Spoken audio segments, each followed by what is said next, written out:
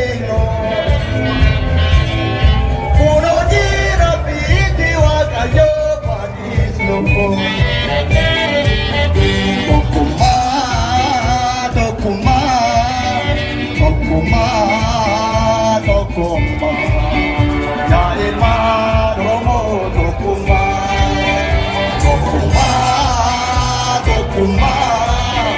tokkummaa tokkummaa yaa ilmaan Oromoo tokkummaa gosa beekuudhaadha wal fiinuu hariiroo gosa beekuudhaadha wal fiinuu hariiroo Oromummaa qofaan wal isaa firoomnoo irreeta kumaatiin diina haa mancaasnu tokkummaa artisti Dogo Banaa Yusuf Atta Dogo Banaa